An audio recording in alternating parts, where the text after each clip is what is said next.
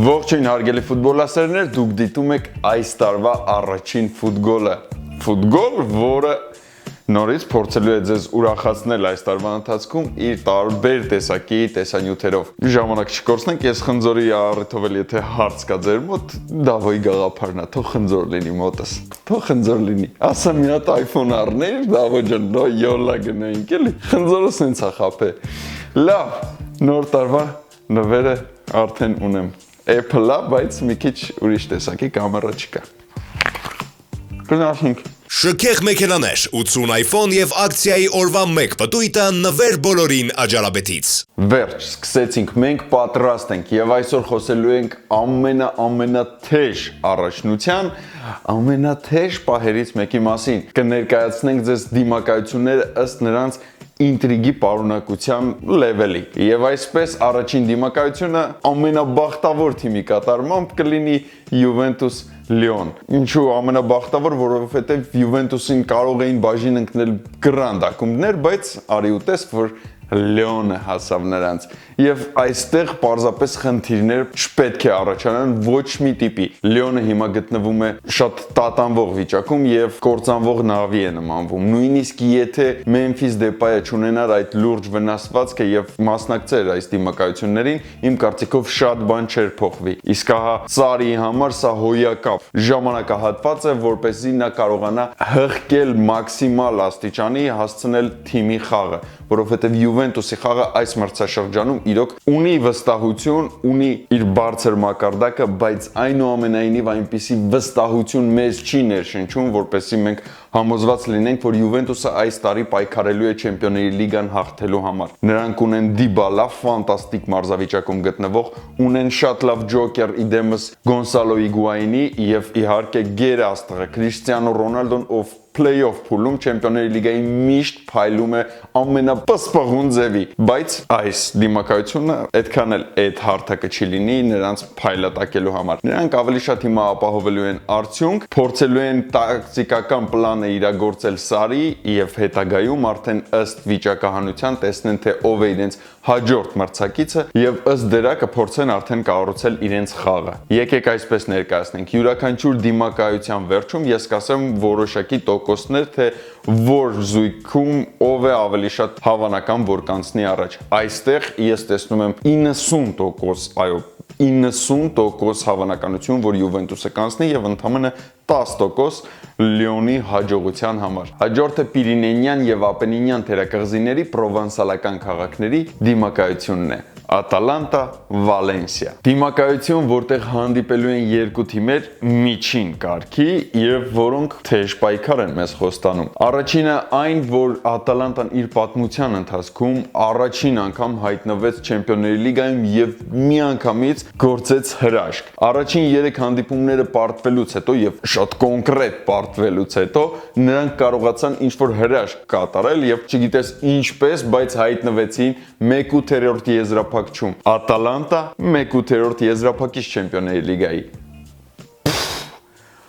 Իհարկե, միգուցե շատ ֆուտբոլասերների համար Ատալանտան պարզապես ճամփորդ է լինելու այս Չեմպիոնների լիգայի ուղևորության ընթացքում, բայց մի շտապեք։ Մեր անցած անդրադարձի ժամանակ Չեմպիոնների լիգայի խմբային փուլին ես ասացի, որ պետք չէ շտապել Ատալանտայի հարցում եւ անպայման նրանք խոսելու առիթ մեզ կտան։ Հիմա նույնն եմ ասում, որովհետեւ իրոք Ատալանտան կարող է իրագործել եւս մեկ հրաշք, անցնելով Վալենսիայի արգելքը, որովհետեւ Վալենսիան այս պահին ցուցադրում է շատ անկայուն խաղ։ Նրանք պարզապես Սելադեսի գլխավորությամբ չեն կարողանում գտնել ստաբիլություն։ Նրանք կարողանում են կենտրոնանալ լոկալ խաղերի վրա, բայց միևնույն ժամանակ վերջին սուպերգավաթի առաջնությունը ցույց տվեց, որ Վալենսիան նույն Ռեալի հետ կարող էր կենտրոնանալ այդ լոկալ խաղի վրա, բայց չստացվեց։ Միգուցե եւ այդպես լինի հենց Ատալանտայի հետ դիմակայությունների ժամանակ։ Մենք իհարկե չենք համեմատում Ռեալին եւ Ատալանտային եւ ասում, որ նրանք համարժեք թիմեր են, այդ իսկ պատճառով միգուցե Վալենսիայի մոտ չստացվի նրանց հետ կենտրոնանալ այդ լոկալ խաղերում, բայց այնուամենայնիվ Սելադեսը կարծես թե այդքան էլ լավ չի կարողանում ղեկավարել Վալենսիա մեքենայի ընթացքը։ Այդ իսկ պատճառով մեր մոտ տարակուսանք կա Վալենսիայի հարցում։ Այս դիմակայությունը նաև հետաքրքիր է նրանով, որ Ատալանտան եւ Վալենսիան հանդես են գալիս տարբեր տակտիկական պլաներով, այսինքն Վալենսիան խաղում է 4 պաշտպանով, հետագայում արդեն ըստ խաղի 4-3-3 կամ 4-4-2, իսկ Ատալանտան խաղում է 3-5-2 կամ 3-5-1-1, բայց 3 պաշտպանի դեպքը ես նախորոք ասեմ, այն իմացած ավտոբուսը չի էլի, սա իրոք կարող է լինել այն ավտոբուսը, որը որ բոլորը շատ ուզում էինք տեսնել։ Անցնենք առաջ, չկենտրոնանանք այսպիսի մանրուքների վրա, կարծես թե մանրուքներ, բայց հավաքական կարող էր փրկվել։ Քանի որ Ատալանտան Գասպերինի ղեկավարության ներքո հասցված է կարելի ասել կատարյալ հղկվածության բոլոր առումներով եւ նրանց եռանկյունիները խաղալու եւ շատ արագ կոնտրատականները պարզապես ֆանտաստիկ են, միևնույն ժամանակ Վալենսիայի կողմից կարող եմ ասել մեկ դրական բան։ Վալենսիան ավելի փորձառու է եվրոպական արենայում, ավելի փորձառու է այսպիսի գավաթային դիմակայություններում եւ միգուցե Վալենսիայի մոտ ստացվի Ատալանտային դուրս թողնել։ Այնուամենայնիվ իմ կարծիքով այս դիմակայությունում տոկոսային հարաբերությունը այսպիսին է. 55% Ատալանտայի կողմը, 45% Վալենսիայի կողմը։ Տոտենհեմ RB Leipzig դիմակայություն, որտեղ հանդիպում են պարզապես սերունդներ, կարելի է ասել։ Երիտասարդ մարզիչը ընդդեմ աշխարհի ամենահակասական սիրված կամ չսիրված պերսոնայի, ամենահակասական սիրված կամ չսիրված մարզչի Ժոզե Մոուրինյոյի, Նագելսման Ժոզե Մոուրինյո դիմակայություն, որը մեզ պարզապես այս sense վիճակի մեջ է դնում։ Տոտենհեմը ունի շատ մեծ պլյուս։ Պլյուսը կայանում է նրանում, որ Ժոզե Մոուրինյոն նախ նշեմ, որ նա այն մարզիչներից մեկն է աշխարհում, եթե ոչ միակը, ով կարողանում է հարվածը վերցնել իր վրա եւ ճնշումը չեն զգում իր ֆուտբոլիստները։ Նա կարողանում է այնպիսի իրավիճակներ ստեղծել, որտեղ լարվածությունը կենտրոնանում է հենց իր գլխավոր մարզչի պերսոնայի շուրջ եւ ոչ թե թիմի։ Այդ իսկ պատճառով Տոտենհեմը ունի շատ մեծ դրական մեծ պլյուս մի հատ sense, բայց բացի այս ամենը Տոտենհեմը որոշակի առումով արդեն փորձառություն ունի հենց նույն Չեմպիոնների լիգայի շրջանակում։ Արդեն անցած մրցաշրջանում այն ֆանտաստիկ արդյունքը, որին հասավ Տոտենհեմը հասնելով եզրափակիչ, պարզապես շատ լավ հիմք կհանդիսանա լոնդոնյան ակումբի համար, որպեսզի լարվածությունը պարզապես որ ասում է հասցնեն մինիմալի եւ վստահ իրենց խաղը ցուցադրեն։ Ժոզեն երբ վերադարձավ անգլիական ֆուտբոլ եւ մասնավորապես Տոտենհեմ, թիմը սկսեց խաղալ ազարտնի ֆուտբոլ։ Կիրք ու ցանկություն կար գոլեր խփելու, բայց միևնույն ժամանակ հիմա խնդիրներ են առաջացել Ժոզեի մոտ կադրային առումով, որովհետև Հարի Քեյնի բացակայությունը պարզապես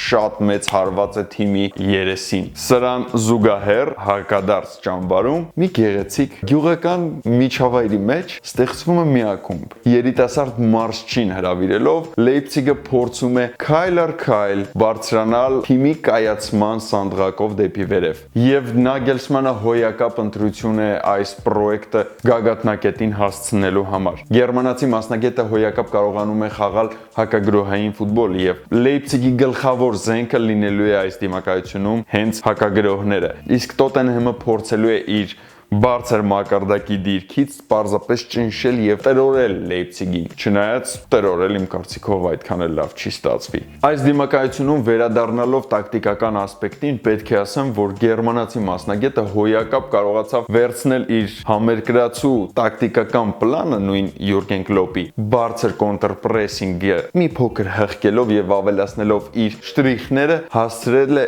մի այլ մակարդակի, չեմ կարող ասել բարձրագույն մակարդակի կամ պարզապես այլ տարբերակի, բայց իրոք գործող տարբերակի է հասցրել։ Չզարմանաք, եթե Լեյպցիգը հենց ինքը լինի այս դիմակայությունում խաղը թելադրողը։ Ժոզե Մոուրինյոյի թիմերը հիմնականում խաղում են ռուսերեն ասած «Ատսիբյա» եւ պաշտպանները հաճախ գնդակը հերահար նետումներով հասցնում են հարձակման գիծ, որտեղ ինչ ստացվեց կամ արագ միացումները նույն Սոնի եւ Լուկաս Մոուրայի։ Չենք մոռանում, որ Հարի Քեյնը չկա եւ այստեղ կարող է խնդիր առաջանալ Տոտենհեմի մոտ, հենց գրոհները սկսելու առումով։ Այդ իսկ պատճառով Լեյպցիգին պետք չէ թերագնահատել եւ տոկոսային հարաբերություն տալով այս զույգի միջև պետք է ասեմ, որ խնդիրներ всё կան։ Իմ կարծիքով կլինի 51% Տոտենհեմին, 49% RB Leipzig-ին։ Հաջորդ դիմակայությունը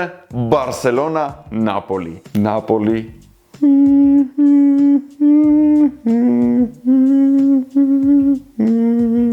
Այսպիսին է լինել դիմակայությունը։ Նապոլի բախտը ոնց չի բերել Բարսելոնայի հետ ընկնելով։ Բարսելոնան, որ Նապոլի բախտը ոնց չի բերել, որ Դելարուից իսպես նախագահ ունի, ապեր։ կապեն ճիշտ, բայց չենք շտապում։ Լավ։ Բարսելոնա, Նապոլի։ Ասեմ ձեզ, որ ճիշտ է, բացահայտ ֆավորիտ ունենք այստեղ, իդեմս կատալոնական ակումբի, բայց Նապոլին ըստ իր գլխավոր մարշչի բնավորության կփորձի կրծել եւ քայքայել կատալոնական ակումբի երկրպագուների նյարդերը։ Այստեղ Բարսելոնան հաղթելու է եւ անցնելու է հաջորդ փուլ իր գերաստղերի եւ հարձակվողական ֆուտբոլի շնորհիվ։ Նապոլին իմ կարծիքով չի կարողանալու շատ մեծ խնդիրներ ստեղծել իր գրողների առումով, որովհետեւ Գատուզոն չի կարող մրցել Բարսելոնայի դեմ։ Եկեք լինենք օբյեկտիվ։ Գատուզոյի ֆիշկեն կայանում է նրանում, որ կարողանում է իր ֆուտբոլիստներին տրամադրել խաղին, բայց տրամադրելը քանել տենց ամեն ինչը չի էլի ֆուտբոլում ինչպես գիտենք, որտեղ կա մի քիչ սաղավարտները ոնց որ կարող է տենց ընկնի ու պատրոնը ծակի։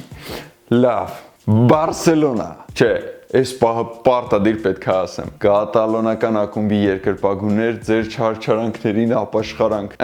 ասել եմ, վсё, Վալվերդեն հեռացավ, պրծավ, հիմա նկարագրեմ, Բարսելոնան ինքը իրենից ներկայացնում է աննկարագրելի, ֆանտաստիկ, շատ, չգիտեմ, անբացատրելի, հզոր սպորտային մեքենա, որը շատ գեղեցիկ մանյովրներ է կարողանում կատարել։ Նրա ղեկին նստել էր Էրնեստոն, վերջին անգամ մի հատ ասեմ, Էրնեստոն հարամ էր անում, այսինքն ուղիղ քշում էր Բարսելոնան։ Դրել էր որոշակի քառակուսի ռամկաների մեջ եւ կախվածություն էր ընկել Մեսիի վրա, այսինքն, չգիտեմ, շարժիչի վրա ու բալանսավորված մեքենան չէր աշխատում։ Ապրես։ Իսկ հիմա ներկայացնեմ իրավիճակը, թե ոնց ընտրվեց Բարսելոնայի հաջորդ մարզիչը։ Ժող նախորոք ասում եմ, ոչ մի թիմի երկրպագուն չեմ հանդիսանում, ոչ Ռեալի, ոչ Բարսելոնայի, պարզապես հումորային տեսանկյունով մոտեցեք սրան։ Բարտոմեոն գնաց Քաթար, դիմեց Չավիին։ Չավին մերժեց։ Հետո թեթև զանգեց Անգլիա եւ խոսեց Պոչետինոյի հետ։ Պոչետինոն ասեց. «Ես գոլֆ եմ խաղում, ես չեմ կարող գալ»։ Դարդոտած Բարտոմեոն գնաց սարերով մանեկավ ու տեսավ ում Հովիվին։ Եվ մոտենում ենք Հովիվին, ծանոթանում ենք նրա հետ, բարև ինչպես է ձեր անունը։ Հովիկ։ Պաստորեն դուք Հովիկն եք։ Հովիկը ասեց միգուցե դու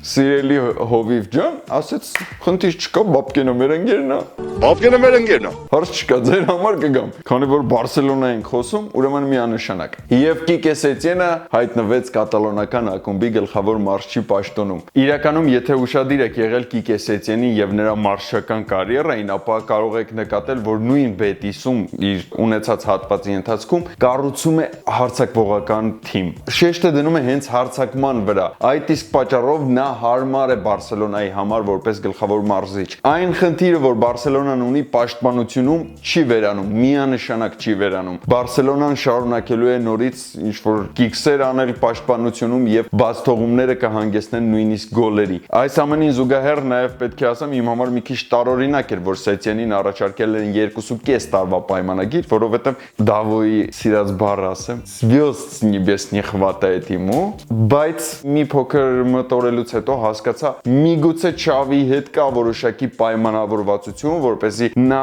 ունենա որոշակի մարշական փորձ այդ ժամանակ վերադառնա Կատալոնիա։ Այդ 2.5 տարին կարող է Սետիենը բարեհաջող անցկացնելու դեպքում շատ լավ էստաֆետան փոխանցել Չավիին։ Իսկ Չավին իմ կարծիքով մերժեց կատալոնական թիմի առաջարկը զուտային պատճառով, որ նա չէր կարող գալ եւ մարզել հենց իր ընկերներին, որովհետեւ նա այս ֆուտբոլիստների հետ հանդես է եկել եւ մի քիչ բարդ է նամանավանդ երբ որ փորձի պակասել ունի տակտիկապես։ Եկեք ընդունենք, որ Քաթարի առաջնությունում նենց չի, որ գլխավոր մարզիչը այդ տիպի բանա փոխում։ Այս ամենին նաև պետք է ավելացնեմ, որ Բարտոմեոյի հետ այդքան էլ մի առվով չի հոսում նրանց կետերը, այդ իսկ պատճառով Չավին մերժել է։ Միգուցե Կիկե Սետիենը որոշակի էտապ գլխավոր մարզիչ լինելուց հետո, ինչպես ասեցի, էստաֆետան կփոխանցի Չավիին։ Եվս մեկ հավելում, Կիկե Սետիենը բազմիցս նշել է, որ նա չի աշխատում պաշտպանության վրա, այսինքն փորձում է դնել այնպիսի խաղ, որը դիրքային է։ Իսկ հակառակորդ թիմերը, չեմ ասում, Նապոլին հետագայում հանդիպող միգուցե կարող են խաղալ կոնտրատակուիչի ֆուտբոլ, որի արդյունքում նույն խնդիրները կարող են դուրս գալ ջրի երես։ Այնպես որ Կիկեսեցյանը պետք է այնուամենայնիվ մի քիչ գիտակցի, թե ինչ ակումբում է եւ պաշտպանությանն էլ ուշադրություն դարձնի բնականաբար։ Ինչ վերաբերվում է հարավ իտալացիներին, ապա պետք է ասեմ, որ նրանց գլխավոր խնդիրը կայանում է հենց ամենավերևում, նախագահի մեջ։ Նա որպես դիկտատոր փորձում է թիմը ինքը ղեկավարել, մարզիչը զուտ պարզապես, մարզիչ ունենք, բայց այդպես չի լինում։ Հիմա ֆուտբոլը մի քիչ զարգացել է եւ գլխավոր մարզիչը պետք է ուղեցիրը նշի ակումբի ընթացքի։ Ով մենք, որ ձեր հետ միասին լավ գիտենք, թե ինչ է լինում, երբ նախագահը փորձում է ղեկավարել ֆուտբոլը եւ ղեկը վերցնել իր ձեռքին։ Լավ, եկեք տխուր բաներից չխոսանք, անցնենք առաջ, իսկ մինչ այդ նշեմ, որ տոկոսային հարաբերությունը այստեղ 80% Բարսելոնա, 20% Նապոլի։ Հաջորդ դիմակայությունը Paris Saint-Germain, Dortmund-ի Borussia։ Նորից ինչ որ ինտրիգներ կան այստեղ, որովհետև Թոմաս Տուխելը իր անունը ստեղծել է որպես մարզիչ հենց Բորուսիայում։ Ճիշտ է, Մայնցից է եկել, բայց այնուամենայնիվ բոլորս հիմնականում ճանաչել ենք նրան Բորուսիայի գլխավոր մարզիչ որպես։ Paris Saint-Germain-ը ունի ֆանտաստիկ յուրահատկություններ եւ դրանք կայանում են հետեւյալում։ Նրանք կարողանում են ցուցադրել աստվածային ֆուտբոլ, ինչպես դա եղավ, ասենք,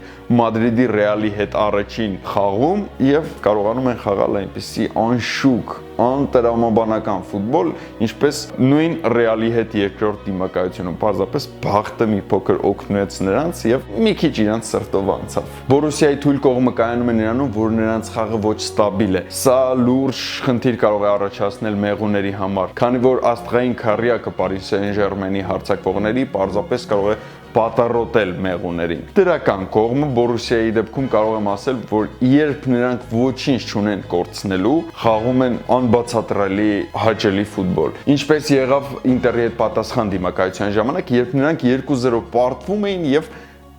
վայ, մենք կարողա դուրս մնանք, եկեք կրենք ու երկրորդ խաղակես Ինտերը չկարողացավ պարզապես դիմակայել այդ հզոր մեքենային։ Փարիզյան ակումբին անդրադառնալուց Չեմպիոնների լիգայի շրջանակներում չեն կարող մոռանալ այն փաստը, որ նրանք ֆանտաստիկ ելույթներ միշտ ցուցադրում են խմբային փուլում, բայց երբ հերթը հասնում է փլեյօֆին, ապա այստեղ ոնց որ համարձակության պակաս է զգացվում նրանց մոտ, բայց հուսով ենք այս տարի Տուխելը կկարողանա ղեկավարել ինքնուրույն թիմը եւ աստղերը կենթարկվեն իրեն։ Խաղադաշտի աստղերը նկատի ունեմ եւ նրանք կկարողանան գոնե կիսաեզրափակիչ հասնել։ Համենայն դեպս խմբային փուլի ցուցադրած խաղը հույս է տալիս, որ այսպիսի արդյունք նրանց համար կնշմարվի, բայց այնուամենայնիվ Paris Saint-Germain-ին պետք չէ գերագնահատել։ Paris Saint-Germain-ը պետք է ոտքերը գետնից չկտրի եւ չգերագնահատի սեփական ուժերը, ռացիոնալ մարտավարությամբ մոտենա յուրաքանչյուր հակառակորդի։ Այդ ժամանակ կտեսնենք, թե Paris Saint-Germain-ի ուժը ինչքան կհերիքի։ Այս դիմակայությունում տոկոսային հարաբերակցությունը կլինի հետևյալը. 65% Paris Saint-Germain, 35% Dortmund-ի Borussia։ Այն 5%-ն է ծանոթով Դավոյի խաթր։ Chelsea Բավարիա։ Ֆանտաստիկ դիմակայություն է մեզ սպասվում, որովհետև վերջին անգամ այս թիմերը հանդիպել են 2012 թվականի Չեմպիոնների լիգայի եզրափակչում։ Այն լեգենդար խաղը եզրափակչի, որտեղ հանդես են գալիս այլ ֆուտբոլիստներ, մեր համար շատ հարազատ, լեգենդներ, սիրված ֆուտբոլիստներ, իսկ հիմա սերնդափոխություն է տեղի ունեցել։ Եվ այսօրվա դրությամբ Chelsea-ն երիտասարդ տաքարյուն գեղեցիկ ֆուտբոլ դավանող Ֆրենկ Լեմպարդի գլխավորությամբ դիմակայելու է գերմանական մեխանիզմին։ Mein Führer ցավտեն տանեմ։ Armenisch? Հայես Հայեմիլես։ Hans Dieter Flick, պարզապես այս անունը արդեն հերիք էր, որ նա նշանակվեր Բավարիայի գլխավոր մարզիչ։ Այո, իրականում Բավարիան հիմա ավելի ստաբիլ է դարձել, թե համեմատենք Կովաչի Բավարիայի հետ, աննկարագրելի փոփոխություն կա։ Բայց միևնույն ժամանակ Բավարիան կարող է թերագնահատել իր հակառակորդին, որտեղ Ֆրենկ Լեմպարդը ցուցադրում է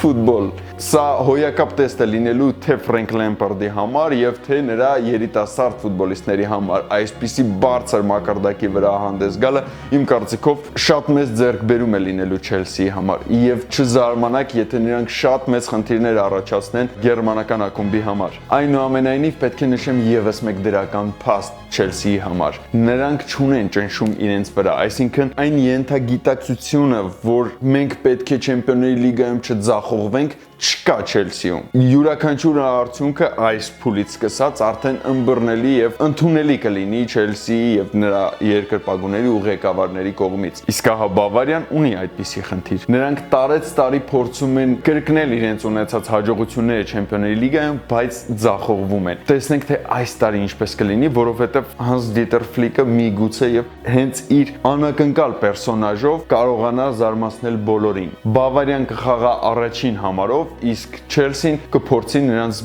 որ ասում եմ, բռնել հակագրողների վրա։ Թե ինչ կստացվի, երևի կբարթանան պատասխանել նույնիսկ ամենալուրջ կանխատեսողները։ Եվ եկեք չմոռանանք մի հետաքրքիր փաստ։ Կա այսպիսի մի հետաքրքիր խորհուրդ, երբ մարզիչը գալիս է մրցաշրջանի կեսից, Չեմպիոնների լիգայում շատ հավանական է դառնում վերջնական ամենաբարձրագույն արդյունքին հասնելը։ Դի Մատեո, Զիդան ու սենց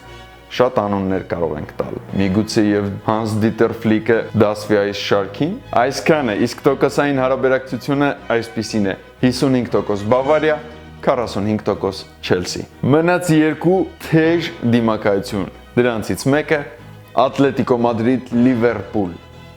Ֆանտաստիկ դիմակայություն, որտեղ թե մարզչական առումով, թե խաղային առումով, թե տակտիկապես տեսակներ են։ Իրոք տեսակներ են, որոնք պետք է ուսումնասիրել։ Ատլետիկո Մադրիդ իդեմս Դիեգո Սիմեոնեի մարզիչ, ով այս մրցաշրջանում փորձում է խաղալ ավելի դիրքային ֆուտբոլ եւ փորձում է թիմին սովորեցնել այդպիսի ֆուտբոլ խաղալ։ Բայց հիմնականում նրանք, եթե չի ստացվում դիրքային ֆուտբոլ խաղալը, անցնում են իրենց հին մարտավարությանը եւ որոշակի արդյունք կարողանում են ապահովել։ Եվ այդ որոշակի արդյունքը այս պահին կարող ենք տեսնել Իսպանիայի առաջնությունում նորից երրորդ տեղում նրանց հանգրվանելը։ Այս դիմակայության ժամանակ Ատլետիկոն փորձելու է իմ կարծիքով խաղալ հետևյալ տակտիկայով։ Նրանք փորձելու են այսպես ասած քիփ ֆուտբոլ խաղալ եզրերում, որպեսզի օդից զրկեն եզրային պաշտպաններին Լիվերպուլի, որպեսզի նրանք ստեղծեն դրվագներ կենտրոնի համար, շատ ցածր պաշտպանական բլոկ են ստեղծելու, որպեսզի ընդհանրապես եմ որ ասում եմ ճանճը նույնիսկ չկարողանա անցնել այդ պատնեշից, բայց Լիվերպուլին գիտենք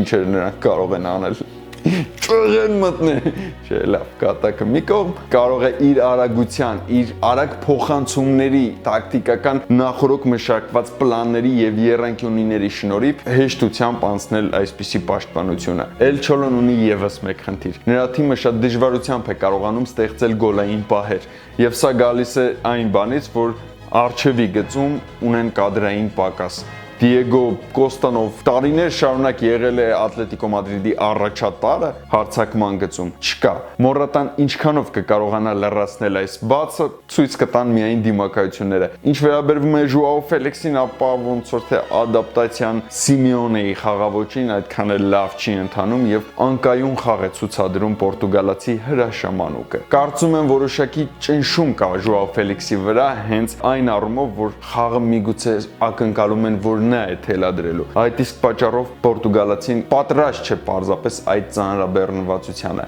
Իսկ հիմա կլոպ գեղագիտություն, ֆանտաստիկ ցուցանիշներ, հոյակապ, հիասքանչ նկարագիր տվող բառեր գիտեք, կարող եք ասել, որովհետև Լիվերպուլը իդեմս Յուրգեն Կլոպի պարզապես այդ ամեն ինչի արտացոլումն է։ Լիվերպուլը այս բոլոր նկարագրությունների մեջ պետք է ասենք, որ արդեն դարձել է որոշակի առումով նաև մեքենա։ Նրանք կարողանում են հաղթել այնպիսի խաղերում, որտեղ ցույց են տալիս ոչ այնքան որակյալ ֆուտբոլ։ Այսա արդեն շատ մեծ բան է ասում Լիվերպուլի խաղամակարդակի մասին։ Էլ չեմ ասում, որ Լիվերպուլը դեկտեմբերի կեսի դրությամբ 87 հավանական միավորից Անգլիայի առաջնությունում անցած մրցաշրջանով եւ այս մրցաշրջանով միասին վերցրած վաստակել է ուշադրություն 85 միավոր, կորցրել են 2 միավոր։ А после этих слов вас надо расстрелять. Եվ ամենակարևոր կետը պետք է նշեմ։ Պատասխան խաղը այս դիմակայությունում տեղի է ունենալու Anfield-ում։ Իսկ թե Anfield-ում ինչեր են տեղի ունենում, կարծում եմ հիշում են բոլորը։ Anfield-ում նույնիսկ 3-0-ներն են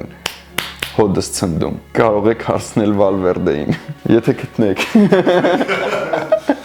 Տոկոսային հարաբերակցությունը այս դիմակայությունում 60% Լիվերպուլ, 40% Ատլետիկո Մադրիդ։ Ռեալ Մադրիդ, Մանչեսթեր Սիթի 1/8 եզրափակչի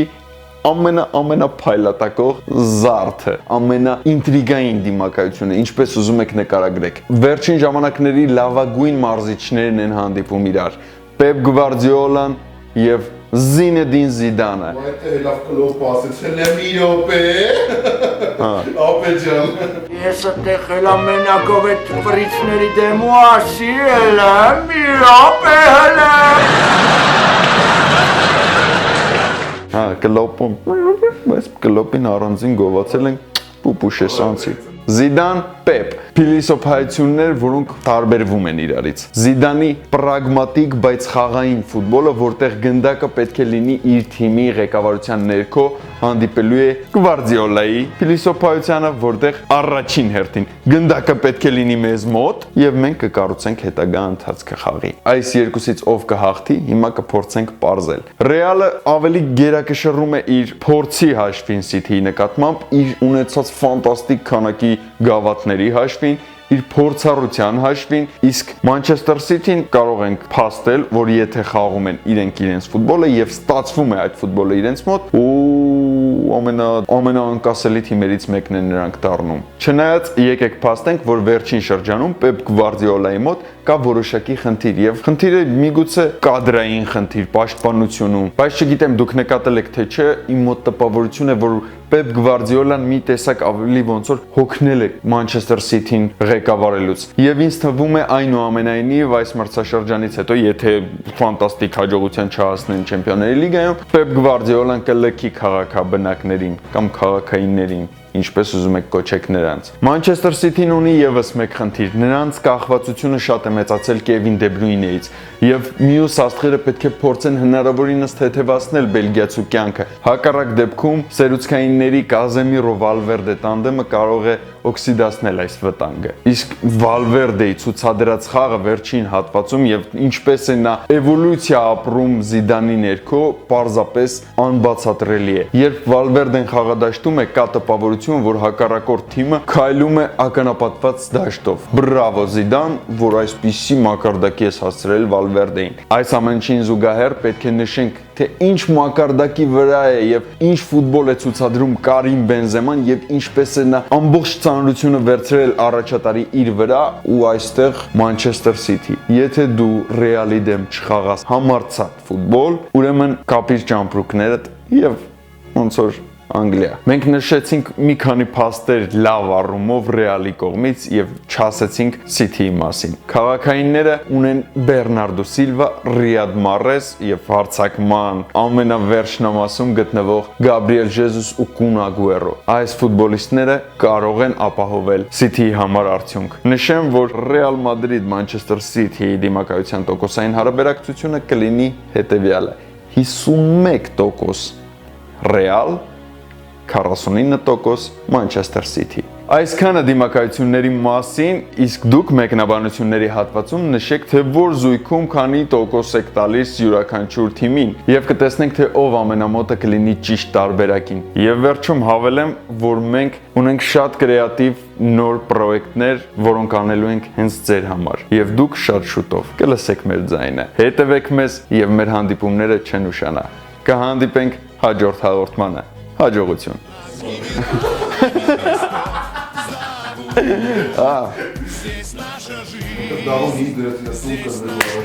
Արա դե թո ասեմ էլի, արա թո ասեմ, որ տուն ես կրվե։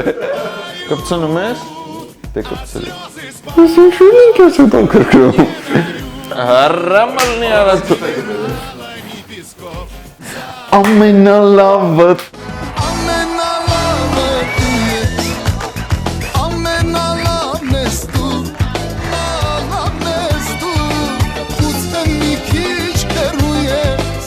Ապա ինչ ես ուզում։ Հա, բեր։ Տվեք դեղեր էլի, Արամ ջան, դու ջելիցը թալի դու։ Այն անեկդոտը գիտես, որ գնում եմ բիձեն ասում եմ։ Գլխավոր մարզիչը լինելուց։ Hello. Я начал жить в трущобах городских, когда ласкали вы детей своих.